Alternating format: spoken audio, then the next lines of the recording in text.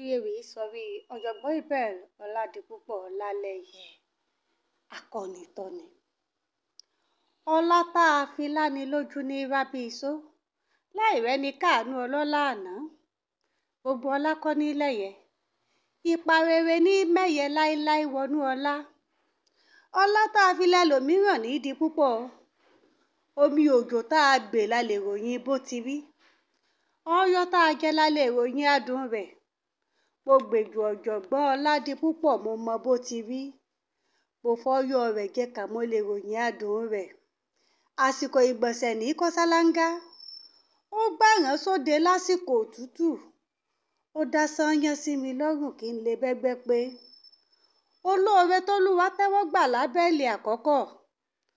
Olóore ìrànlọ́wọ́ tó lábẹ́ẹ̀lì èyí náà. A jẹ́ pé orúkọ rere ló ro baba dáadáa. Orúkọ àtàtà ló rọ̀gá iyì. Alẹ́ bí oṣù má farasin. Akéré lójú finú sọgbọ́n. Àwòkọ́ṣe iyì tó dìkìyà mi. Akọ́ni bí ẹni lani lọ́pọlọ. Àtàtà ọ̀jọ̀gbọ́n tó múrẹ̀lẹ̀ mọ́ṣẹ́. Alàgbà ìjọ tí wá tẹ̀síwájú ìjọ. Àbẹ̀rù Ọlọ́run mọ́bẹ̀rù ẹnìkan. Àfìrẹ̀lẹ̀ ṣẹ́gun ọ̀tẹ̀. Àsìkò ọ̀gbẹlẹ̀ ló gbẹ́dò. Ó gbójú tó mi bí mo ṣe ń ré mi. Bí mo ṣe ń gbórí sókè ló ń gbà mí níyànjú láti rọ́rí. Ó ní kí n má gbéra sókè láì pọkotokún.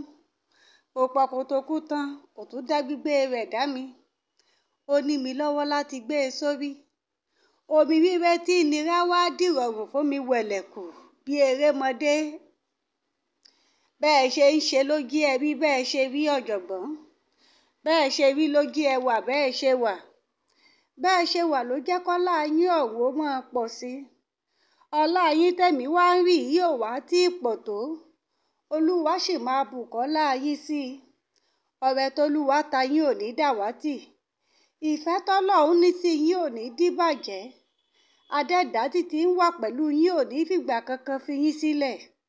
Bẹ́ẹ̀ bá ṣe ń ta ni a máa ró. Bẹ́ẹ̀ bá ṣe ń lù ú ni a máa dún. Olúwa ò ní fẹ̀mí Tébẹ́lì ti yín lé Káínì lọ́wọ́. Ẹ ní kó sí páńpẹ́ ayé. Ẹ ní kó sí dẹ́kun èèyàn. Kódà yín ò ní wọ kòtò ọ̀tá. Ẹ̀bẹ̀ tí mo wá fẹ́ bẹ̀ yín ni wípé kẹ́ ẹ má ṣe yíwà rere yín padà. Torí nínú oore ṣíṣe ni pípọ̀ sí ọlá yín wà. Ọlá yín yìí ò tí ì pọ̀ tó bí mo ṣe wí.